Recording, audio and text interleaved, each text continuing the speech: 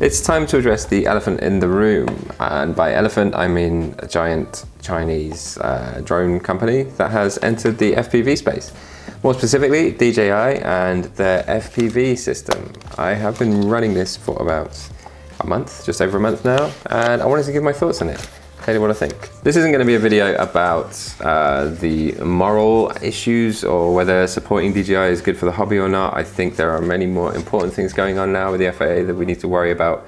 This video is just about performance, form, function, everything to do with the goggles themselves, and well, just to show you some examples of how I personally use them. So I'll split this video up into a couple of sections. The first will be the form of the goggles. Now, this is something that I think that DJI kind of got wrong out the box, but it's not something that you can't fix yourself. So let me go over some of the cosmetic mods that I've done to my DJIs that I think make it pretty much my perfect goggle. The first thing is the strap. So this is a strap by a company called Fat Straps, link in description of course, as with everything. And this is really nice because this is a really chunky sort of over 1 inch thick strap that just has the single band around the back. It doesn't have the band that goes over the top, so that's real nice. And the other good thing is it is connected with these little poppers. You can see here they're quite heavy duty. It means that you don't have to deface your goggles, because some people have used Fat Shark straps on the DJIs, but it means that they have to cut the little metal piece. And because these have this little popper system, it means that you don't have to do that. And they are really strong. They don't feel like they're gonna come unpopped during flight or anything. So huge win, and a big massive shout out to Fat Straps for sorting out logo printing as well. So I've got my name and my logo on the strap as well. And I think they will do that for you for an added cost. Okay, that's the strap. The other thing is the face foam. The foam that comes with the goggles is designed for literally 0% of people's heads, I think. The first time I put on these goggles, there's like there's mad light leak on the edges with the stock foam.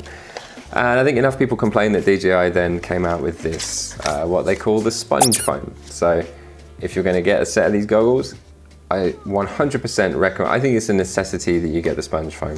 There's another option, which is to 3D print little shims and put them under the Velcro, but that seems a little bit too awkward. And also, this is more comfy. This is just generally a nicer foam.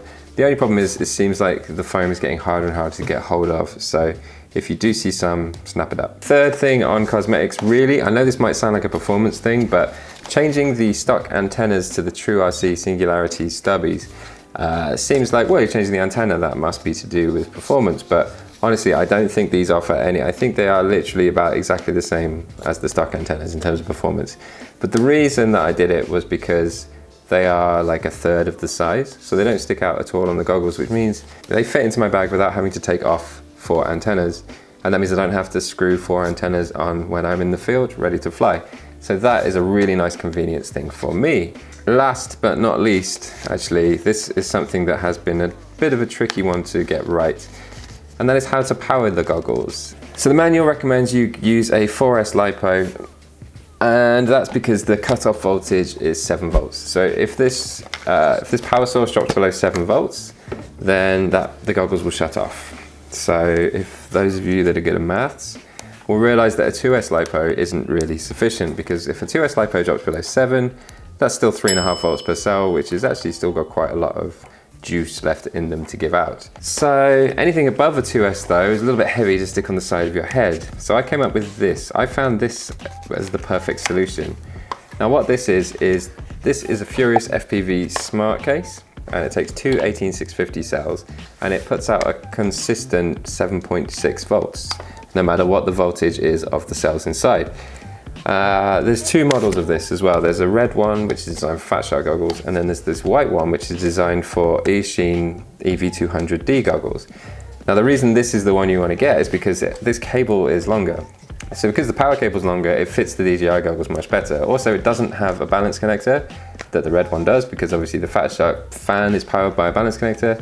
So that's something that would be unnecessary on these. So this is actually perfect. And I find that 2 of these cells will last me, like 2 18650s in here will last me pretty much the whole day. So I only ever need to take out 1 spare set of cells with me, as long as they're fully charged. On the subject of power supply, on the side, I've got a little tiny TPU printed clip that holds the power in. Nice thing about the smart case is it has a power button on it, so I don't need to worry about ripping the power out and plugging it back in. I can just leave it plugged in on the DJI goggles and then use the power button on the smart case. And that's it. And this little clip holds the power cable in nicely so it never falls out. So combine all those things, the face foam, the strap, the little clip, the power supply and the antennas, and you have what I think is the most refined, best version of the DJI goggles in terms of the form. You can stick it on your head, there's no strap above the top, there's no cable hanging down, and there's no big chunky antennas when you want to put it back in your bag. So this for me is ideal. I haven't had any problems with this setup at all. Just a quick disclaimer before we go into performance. I'm not sponsored by DJI. There's no affiliation in this video. These goggles were actually gifted to me by a friend, and that means that I don't have any sort of buyer's remorse or anything lingering over my head. So I'm just trying to give you the most objective opinion that I can. Obviously that's impossible with a review, but just bear that in mind when I say these goggles are revolutionary. I think there is no way that I could realistically go back to analog and go, oh yeah, no, that's about the same. These are a huge step up in terms of quality and performance. And I do think they have changed the industry as a whole, or if they haven't yet, there are going to be some big changes. I think most people are going to be trying to jump on the digital bandwagon now because it offers a level of quality and clarity that you just can't get with analog. It's easy to say, isn't it? It's easy to say this is revolutionary and it's game changing, but let me show you one clip that should hopefully prove that point. Remember, this is goggle DVR. This isn't on board. This is exactly what I'm seeing. So this is a spot that has been notoriously hard to fly on analog before. It is a abandoned warehouse. Here it is on the DJI goggle DVR. So this is recorded low latency mode, focus mode is on. So it's 720p, 120 FPS in the goggles. And yeah, first I went into this room and was like, wow, there's no breakup. That's amazing. There's literally none. You can't even see focus mode breakup really. There's a touch of it happening. I'm really close to the ground. In this position here, there is really there's meters of walls all around. There is no way, I don't even understand, there's no line of sight at all. You can't hear the quad anymore. It's like it's buried into a basement. And even downstairs in this low, I mean, look at this. This is ridiculous. You can see that the light is really bad in there. Like the actual quality of the image isn't great because of the low light.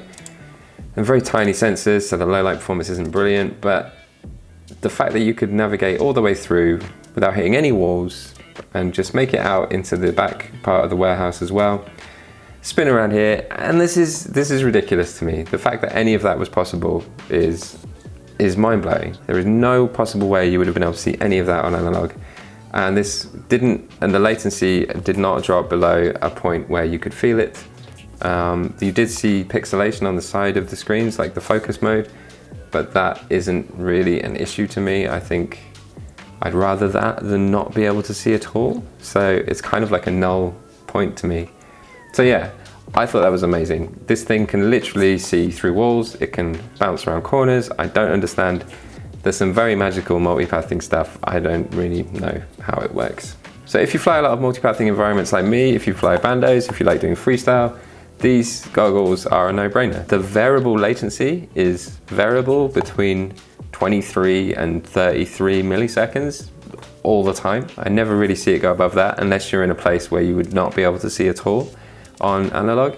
So in terms of variable latency, yeah, it is variable, but it's variable within 10 milliseconds. And honestly, if you can feel that, then you're probably some kind of very high profile racer, or you're very good at detecting things like that. Ever since I started using the digital, I never really thought, oh, I can't really handle this latency. So let's look at one more DVR stress test of the system. So this was a spot where there is this big unit between two sort of open courtyards. So the unit that you can see on the left here, you saw how wide it was. We're standing on the other side of that, and I fly pretty low to the ground here. And you can see there's no breakup. There's a small amount of focus mode blurring on the edges, but not much. The signal is traveling, I don't know, round corners. It's going through that unit, which was really massive, all metal walls on both sides, super close to the ground. but the picture quality is not breaking up at all. I mean, how is this possible? I really don't know. So I hope those two clips have sort of convinced you of the sort of the multipathing capabilities, or whatever this is doing, penetration capabilities. I don't even know. Is it bouncing it off satellites in the sky? I don't know. It seems quite mysterious to me how it can be this good. So those two show situations where the DJI unit really shines. High multipathing, high penetration rates. It seems almost too good to be true. Now for long range people, I'm not sure if it is as good as the sort of best analog gear. I think you can probably go a lot further with the highest quality analog gear. It's not something I've really tried because I don't really fly long range. So bear that in mind. Another amazing thing is in a spot like this is the waterworks. There are a lot of wires, there's a lot of really thin cables, there's a lot of very small bits of scraggle, things like that. And when you use the digital, you can see them all. You can see wires, you can see little bits of scraggle, and everything just becomes that little bit easier to navigate. Trying analog after a month and a half of this, and that was the main thing that I noticed, to be honest, was scraggle becomes invisible, and you forget quite quickly that was ever a thing on on digital. When you're flying digital, you do forget that scraggle, invisible ghost branches and things were ever really a thing.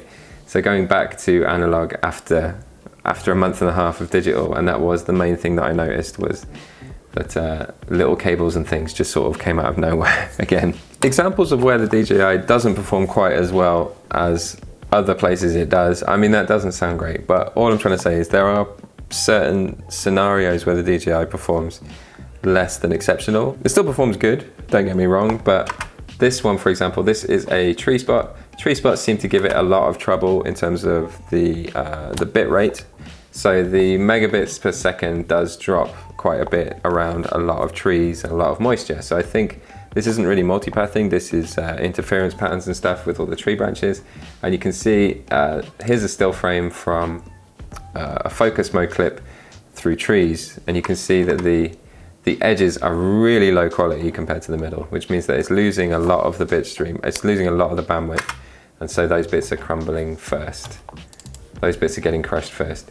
But if I let it play, you can see I didn't really find it distracting. Some people might, but for me it was actually okay.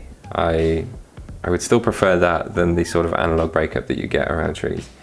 So yes, tree spots, heavy foliage definitely does trip it up more than multipathing around bandos. Something I haven't seen a lot of other people talk about is the audience mode. Something that a lot of people say the reason they will stick to analog is because it's very social. You can just tune into other people's channels while they're flying and fly along, and that is great, and I do really appreciate that. When you're out flying with other people, it's really nice to just take a sit back when you're not flying, watch someone else and just like fly along with them. So you can often spot gaps doing that as well, because when you look back at footage, you always see things sort of differently when you're not actually flying. So sometimes it's good just to watch other people and get inspired. Totally possible on the DJI, you just need everybody to be on DJI. So when everybody switches to digital, now in my group of people that I fly with, there are 3 of us that are on DJI, and it's just like the old days of analog. The audience mode works just the same as the old analog, or does it? So this is the thing that I wanted to talk about. Audience mode is not a one-to-one replica of what the pilot is seeing, which is interesting. I'm not really sure why, but audience mode is a lower quality, very sort of different version of the feed. So I'm going to show a clip from the warehouse that was completely impossible to fly on analog, but yet was flawless on digital. When you look at it through the audience mode, you get an idea of the difference. So this is what it looks like when you're looking through audience mode, and you can see there's a lot more breakup. The image kind of changes color. You can see this sort of blocking pattern. You can see these like interference lines in the middle of the screen, and I don't really know why, but there's obviously something different between the master sort of view and the audience view. So that's something to be aware of. You can see it really breaks up inside there. As soon as we go outside, cleans up again, and it's back to normal.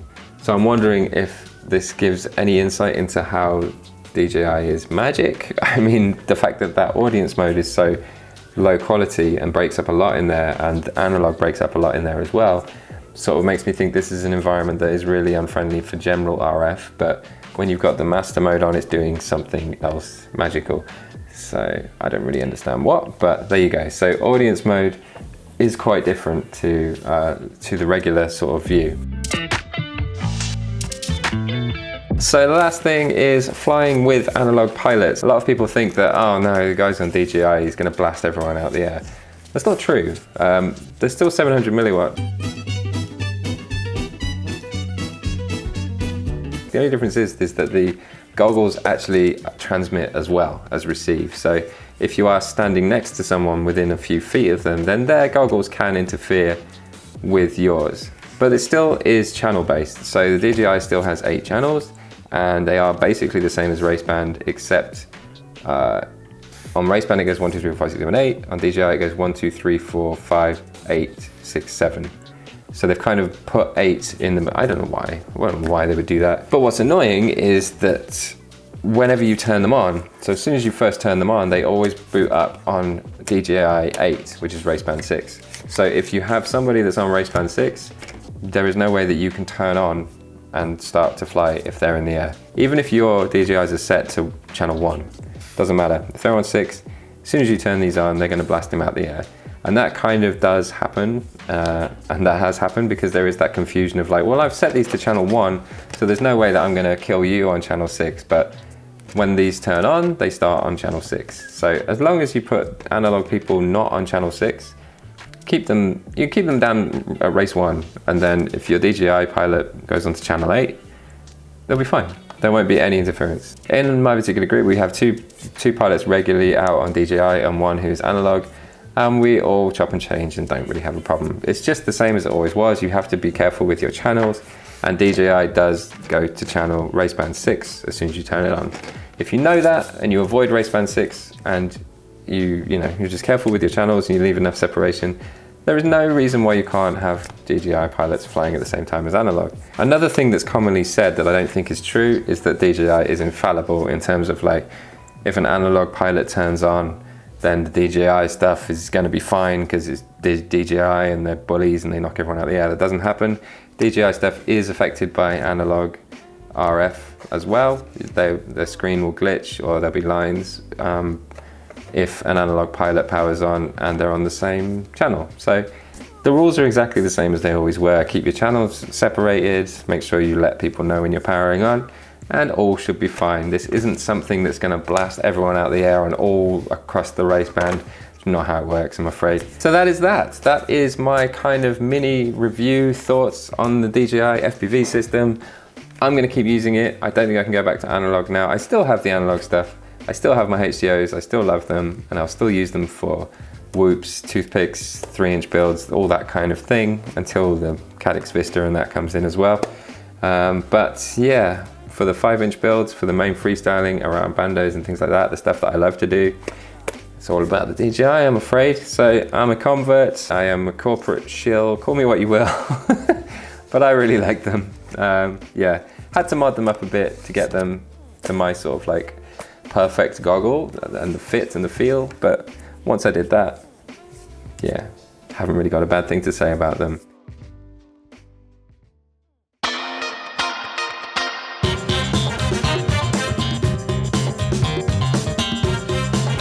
Right, it's time for the giveaway. Last video we picked 6 Hype Train 2650 kV Vortex motors. 4 of them were used before, 2 of them brand new in box. And when I say used, I think I flew them twice and decided the kV was too high for me. So I'm gonna pass them on to one of you guys. So let's get on with the wheel and see who has won. Here we go. Good luck, everybody. And the winner of the motors is Leon Market. Congratulations, Leon Market. You said, awesome tutorial, man, but I wouldn't bother spending $100. Haha, I just buy a quad and fly. So that's in relation to my DCL the game video where I was talking about using your radio on a console. Well done, Leon. All you have to do is check in the description. There's an email address. Just shoot me an email and we'll take it from there. If you're new here, let me introduce you to the giveaway box. I pick something from here generally every video and try and do a little bit of a giveaway every single time. This week we'll be giving away an F7 flight controller from FPV Crate called the Crater. What a great name. And yes, it's a Betaflight board, F7, very nice. If you need a flight controller, you'll want to enter this one. Along with those, we have Azure Power 5150? 3 packs of Azure Power race propellers in green, 5150s, and an F7 flight controller. So if you want a chance of winning this little collection of things, all you have to do is leave $1 in a comment below. All the giveaway prizes come out of my own pocket. I pay for everything. There's no sponsorship, no affiliation, but the delivery and handling of the delivery is from a shop here in the UK called Unmanned Tech Shop. So you should check them out, real nice guys, good friends of mine, and yeah, if you need any FPV goodies, there's a link to their shop in the description as well. Last thing to do is read the comments on the last video. The last video I did was the DCL the game on consoles, like using a radio on a console, and a little sort of tricky hack way of doing that. Jeremy Morano says, great video. It's been great for the cold weather. I've been trying to get some good muscle memory with my controller. Yeah, that's basically why I haven't been posting any real edits or freestyle stuff, is because the weather has been terrible. I've been having a lot of bad luck with ESCs exploding. So yeah, I haven't actually had a good FPV flying day in months from what I can remember. So yeah, hopefully that's going to change soon though. Harold James says, that's awesome, but too pricey. Ha ha ha. Ha ha ha. Anyway, DCL looks cool. Is it a good simulator? It's a good game. I don't know if it's a good sim because the controls to me felt really floaty. I think there's too much like hang time compared to the other sims like Liftoff and Velocidrone, but for the fact that it's on console, and that might be the only way for some people that don't have gaming PCs to use a sim, I think it's great. I think it's good that it exists. It's beautiful, it looks real nice, the tracks are really fun, racing on it is really fun, freestyle on it is less good than on Liftoff or something else, but I hear that's coming to console soon, so I've got high hopes for that. P8 says, I have to admit I don't use it on console but on PC, but for some reason there seems to be a driver issue on Windows. Can you make a video about doing it on Windows? Yeah, there is some weird Windows update that broke everyone's Tyrannus drivers when you just plug it through USB. There's a ton of resources online though that show you how to fix that. I think Joshua Barbour did a good video. You basically have to go to the device manager, find the thing, and then reinstall the driver through there. Yeah, I'll try, if I find a link to that, I'll put a link in the description to a video that explains how to fix your controller on Windows on this video. But yeah, you don't need any fancy stuff to use it on Windows. Banel says, CL Racing F4, that's a thumbs up. Thumbs up to you too, buddy. CL Racing F4 was my first ever flight controller and I loved it. Right, that's gonna do it for this video. Thank you very much to everyone for watching. If you're new here, consider subscribing, especially if you want to enter the giveaway to win the flight controller. You'll want to hit that bell as well. All right, take care everybody, bye-bye.